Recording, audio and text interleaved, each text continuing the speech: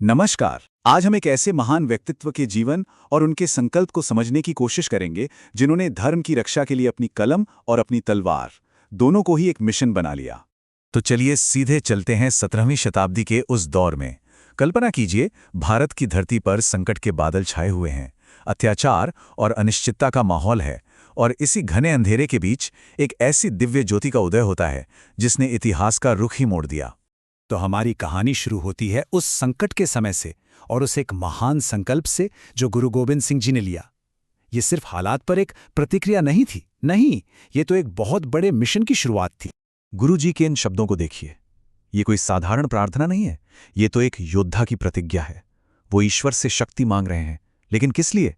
ताकि वो हमेशा अच्छे कर्मों के रास्ते पर चलें और जब दुश्मन से लड़ने जाएं तो बिना किसी डर के अपनी जीत पक्की करें। गुरु गोविंद सिंह जी का ये मानना बिल्कुल साफ था कि सिर्फ आध्यात्मिकता से धर्म नहीं बचेगा, उसकी रक्षा के लिए शक्ति भी जरूरी है। और इसी सोच के साथ उन्होंने चंडी दी वार जैसी रचनाएं की ताकि लोगों के अंदर सोया हुआ जोश और साहस जगाया जा सके। तो अब आगे बढ़ते हैं और देखते हैं कि ये सोच असल में जमीन पर कैसे उतरी। गुरुजी का पूरा व्यक्तित्व दो चीजों पर टिका था, एक कलम की ताकत मतलब ज्ञान और आध्यात्म, और दूसरा तलवार की ताकत यानी सैन्य संकल्प। जरा उस सीन की कल्पना कीजिए।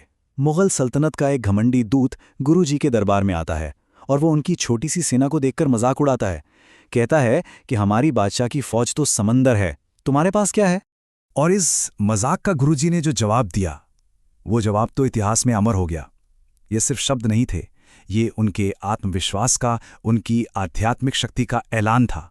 उन्होंने साफ साफ कह दिया कि मेरी लड़ाई संख्या के बल पर नहीं, संकल्प के बल पर है। यहां पर देखिए, दोनों ताकतों के बीच का फर्क एकदम साफ है। एक तरफ मुगल थे जिन्हें अपनी गिनती और अपने हथियारों पर घमंड था, और दूसरी तरफ थे गुरुजी जिनकी असली ताकत उनका संकल्प और उनकी आत्मा का बल था। ये कह सकते हैं कि मटेरियल पावर और स्पिरिचुअल पावर की सीधी टक्कर थी। अब इसी संकल्प की शक्ति को एक संगठन का रूप देने के लिए गुरु गोविंद सिंह जी ने एक ऐसा क्रांतिकारी कदम उठाया जिसने भारत के समाज को हमेशा के लिए बदल दिया, और वो कदम था खालसा पंथ की स्थापना।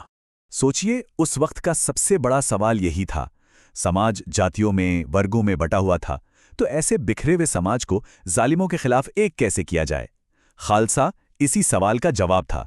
ये सिर्फ एक फौज नहीं थी, ये तो एक सामाजिक और आध्यात्मिक क्रांति थी।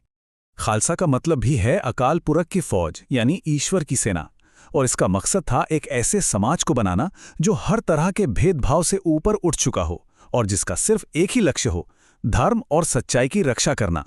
और एक बात और, खालसा का मिशन सिर्फ सिखों तक ही नहीं था।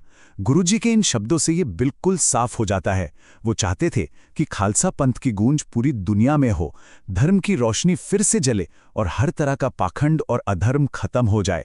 लेकिन धर्म की रक्षा का ये रास्ता आसान नहीं था, बिल्कुल नहीं।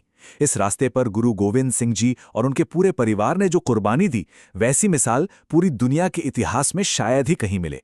ये संख्या देखिए, 4। ये गुरु गोविंद सिंह जी के बेटों की संख्या थी, 4 साहिबजादे जिन्हें उन्होंने धर्म की रक्षा के लिए कुर्बान कर दिया। और अपने बेटों के इस बलिदान पर उनका जो जवाब था, वो उनके विशाल हृदय को दिखाता है। उन्होंने कहा, तो क्या हुआ अगर मेरे 4 बेटे शहीद हो गए? मेरे तो हजारों बेटे, ये खालसा अभी भी जिंदा हैं। एक पल को सोचिए, एक पिता के लिए इससे बड़ा त्याग क्या होगा? उन्होंने अपने हजारों खालसा पुत्रों की खातिर अपने सगे 4 बेटों का बलिदान दे दिया। ये एक पिता का अपनी प्रजा, अपने धर्म के लिए दिया गया सर्वोच्च त्याग था। तो आखिर गुरु गोविंद सिंह जी हमारे लिए पीछे क्या छोड़ गए? उनकी विरासत सिर्फ जंग और बलिदान की कहानी नहीं है, बल्कि ये ज्ञान, वीरता और समाज सुधार की एक ऐसी गाथा है जो कभी खत्म नहीं होगी। देखिए, वो एक महान योद्धा थे, ये सब जानते हैं, पर वो उतने ही महान कवि भी थे। वो एक आध्यात्मिक गुरु थे जिन्होंने समाज को नई राह दिखाई, और वो एक बहुत बड़े समाज सुधारक थे जिन्होंने जाति पाति के बंधनों को तोड़कर एक किया। उनका व्यक्तित्व सच में बहुआयामी था। और अंत में गुरु गोविंद सिंह जी का जीवन हमारे सामने एक बहुत गहरा सवाल छोड़ जाता है।